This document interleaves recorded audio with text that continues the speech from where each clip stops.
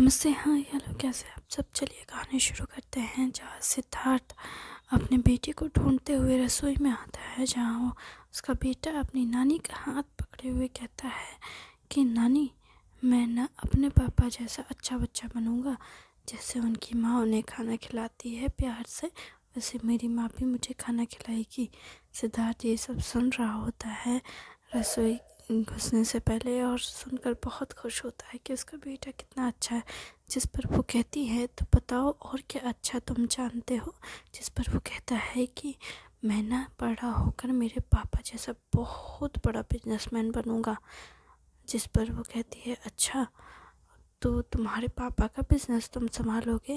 जिस पर वो कहता है, नहीं नहीं, पापा का बिजनेस पापा संभालेंगे, मैं तो अपना बिजनेस खोलूँगा। मेरे दादा कहते हैं कि हम जितने लोगों की मदद कर सकते हैं, हमें उतनी लोगों की मदद करनी चाहिए। अगर हमारी वजह से किए हुए काम की वजह से लोगों की मदद होती है, तो हमें लोगों की मदद करनी चाहिए। जिस पर वो कहती है, तो ये तो बहुत अच्छी बात है, तुम तो बहुत अच्छी बातें सीख रहे हो। जिस पर वो कहता है, हाँ, लेकिन ना, मैं एक बार ना स्कूल गया था ना नानी, बताना मत किसी को। जिस पर वो कहती है, क्या नहीं बताना है? जिस पर वो कहता है, पास आइए, हाथों से इशारा करते हुए कहता है। फिर वो झुकती है और कहती है, बताओ नानी, आपको पता है मेरे दोस्त का पापा, वो कहते हैं कि बेटा, ये दुनिया बहुत स्वार्थी है और स्वार्थी लोगों को साथ स्वार्थी बनकर रहना चाहिए। जिस पर वो कहती है, अच्छा, तो तुम्हारे दोस्त ने तुम्हारे साथ ऐसी कोई हरकत की? नहीं, लेकिन मेरे दोस्त कहता है कि मेरे पापा कहते हैं कि दुनिया बहुत स्वार्थी है। जिस पर मैं उस तो तुमने क्या कहा इस बात पे? जिस पर मैंने कुछ नहीं कहा, मैंने बोला अगर दुनिया स्वार्थी है तो हमें उस स्वार्थी इंसान को अपनी अच्छाई दिखानी चाहिए और उसे बताना चाहिए कि कुछ लोग ऐसे भी होते हैं जो स्वार्थी नहीं होते हैं। माँ कहती है कि इस दुनिया में कोई जन्म से स्वार्थी या झगड़ालू या ईर्ष्या वाला नहीं होता। ये तो बड़े होने के बाद सब लोग ऐसे बनते हैं, अपने कर्मों की वजह से या अपनी ज़िंदगी के उतार चढ़ाव की वजह से। अच्छा, तो तुम्हारी माँ ने तुमसे ये कहा? मैंने ना माँ से ये बात कही थी कि माँ, ऐसे लोग कहते हैं। मेरे दोस्त के पिता ऐसे बोल रहे थे, तो मेरी माँ ने मुझे बताया ऐसी बात। अच्छा, तो तुम्हारी माँ भी तुम्हें अच्छी शिक्षा देती है? हाँ, मेरी माँ ने मुझे ये सब बताया। तुम तो बहुत अच्छे बच्चे हो, तब तो तुम हर किसी से कुछ ना कुछ अच्छा सीख रहे हो। पर क्या नानी, स्वार्थी होया जाता है? स्वार्थी का मतलब क्या होता है? स्वार्थी का मतलब होता है जो सिर्फ अपने बारे में सोचे, अपने खुशी, अपने ऐश आराम, अपने वैभव के बारे में सोचे। ये वैभव क्या होता है? इसे कैसे समझाऊं मैं? जिस पर सिद्धार्थ पीछे से आता है और कहता है, तुम ऐसा समझो कि तुम्हारे पास 2 रसगुल्ले हैं, लेकिन तुम्हारे आसपास बहुत सारे लोग हैं और वो सब तुमसे रसगुल्ला चाहते हैं, लेकिन तुम उस रसगुल्ले को देते नहीं, बल्कि तुम दोनों ही खा जाते हो। इसे स्वार्थी होना कहते हैं। आसान भाषा में समझो तो, तुम चाहते तो तुम उसे बांट कर भी खा सकते थे, लेकिन तुमने अपना लालच, अपना स्वार्थ सोचा और तुमने उसे खुद को खिलाया। और अगर तुम चाहते तो तुम उसे करीबी इंसान को दे देते, लेकिन तुम उनमें से किसी को नहीं देते। अच्छा, तो इसे स्वार्थी कहना होना गया, तो ये तो लालची हुआ ना। लालच से ही स्वार्थ जन्म लेता है। ये लालच से स्वार्थ कैसे जन्म लेता है? जिस पर वो कहती है, समझाओ अपने बेटे को इशारों में। जिस पर वो कहता है, अच्छा बेटा, एक बात बताओ, तुम्हारे जो इतने छोटे से दिमाग में इतने सारे सवाल आते हैं, तुम मुझे बता सकते हो ये सवाल क्यों आते हैं? क्योंकि मैं कुछ नया सीखना चाहता हूँ। अच्छा, कुछ नया सीखना चाहते हो? सच कहूँ तो पता नहीं कि मेरे दिमाग में ऐसे क्वेश्चन क्यों आते हैं, पर आपकी बात सही है। अगर हम बांट कर खा सकते हैं तो हमें बांट कर खाना चाहिए। सिद्धार्थ अपने बेटे को समझा बुझाकर पार्टी में लेकर जाता है। वो अपने बेटे के साथ पार्टी को एंजॉय कर रहा होता है। शिवानी भी आती है। शिवानी भी बहुत खुश होती है अपने बेटे, अपने पति, अपने परिवार को एक साथ ऐसे खुश देखते हुए। इतने खूबसूरत माहौल में रिपोर्टर्स भी आते हैं। रिपोर्टर्स पहले खाते पीते हैं, एंजॉय करते हैं, क्योंकि सभी को बताया जाता है कि पार्टी ख़त्म होने के बाद रिपोर्टर्स को इंटरव्यू दिया जाएगा, क्योंकि रिपोर्टर्स इंटरव्यू लेना चाहते थे सिद्धार्थ और शिवानी का, क्योंकि पहले ही सिद्धार्थ का इंटरव्यू हुआ होता है, लेकिन उनकी पत्नी के साथ कोई इंटरव्यू नहीं होता है।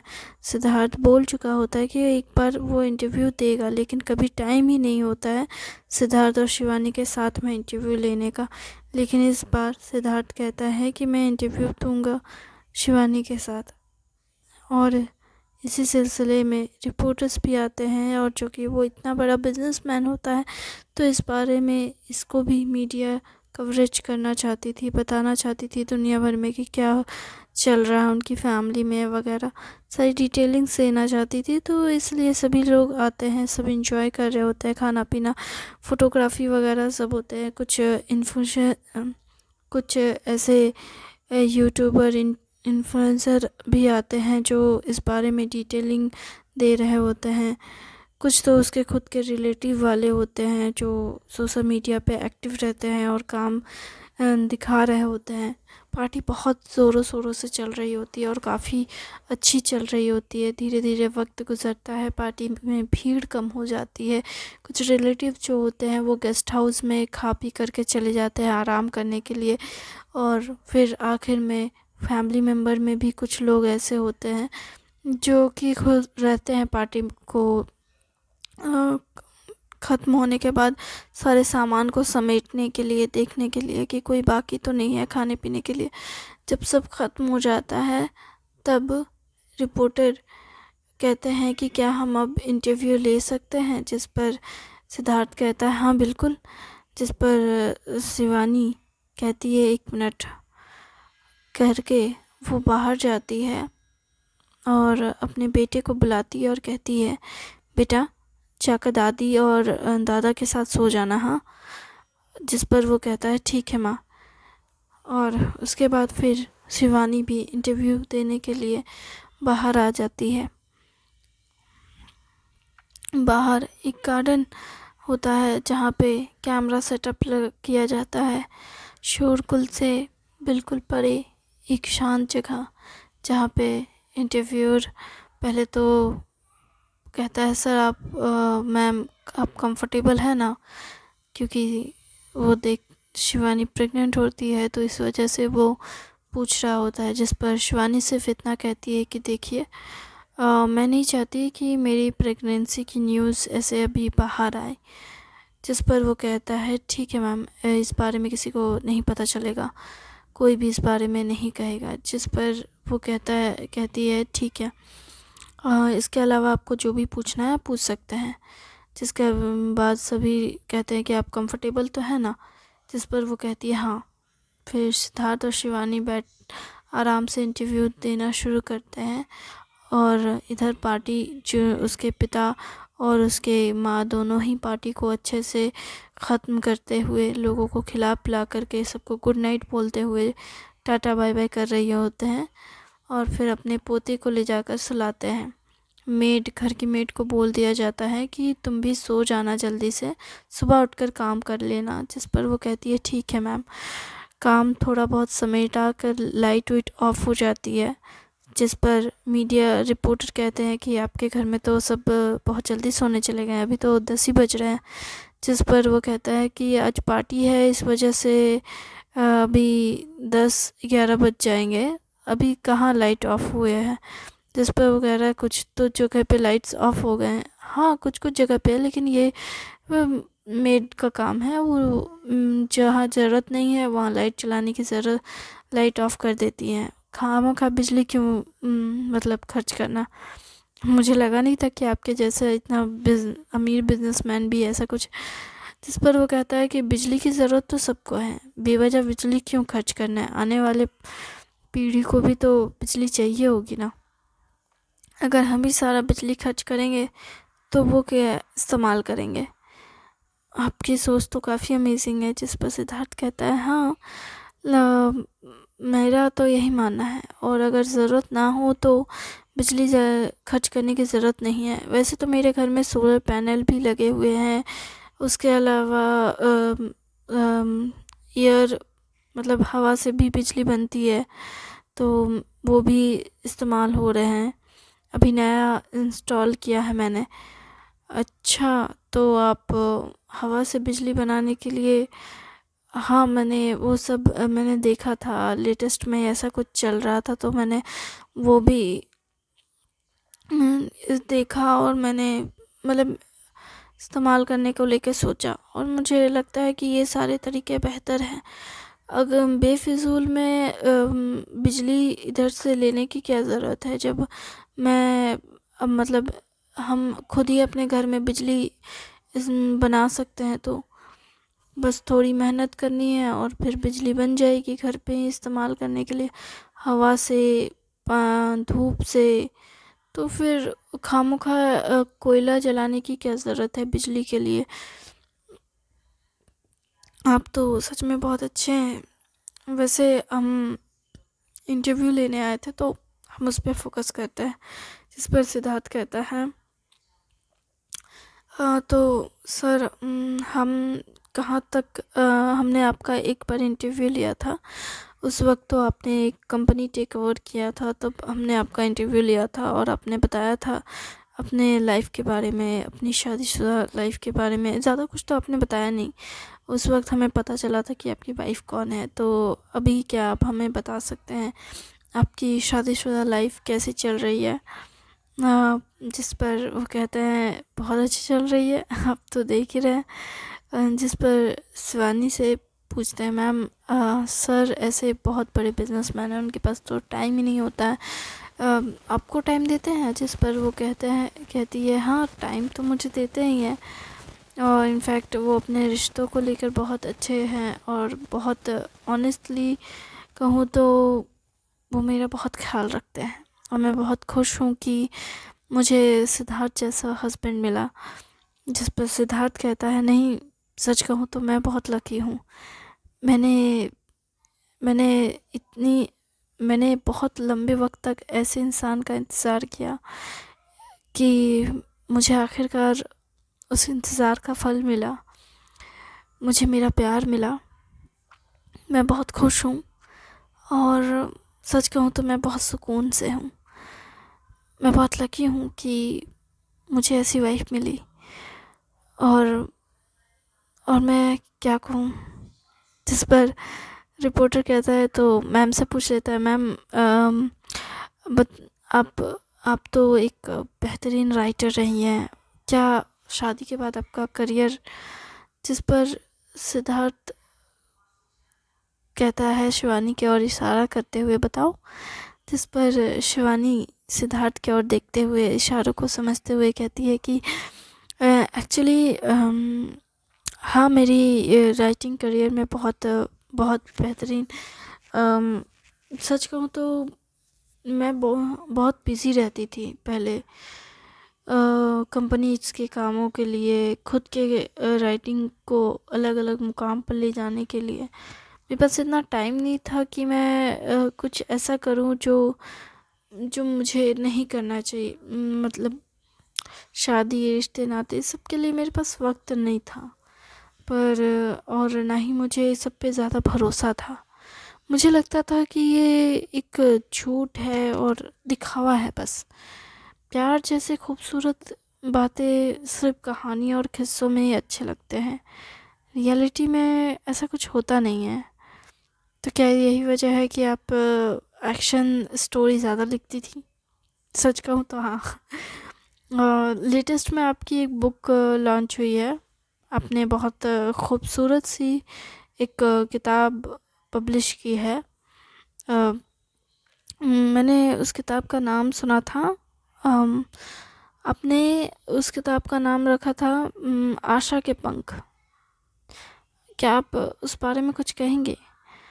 सच कहूँ तो मैं बस इतना कहूँगी कि आशा के पंख एक बेहतरीन कहानी है।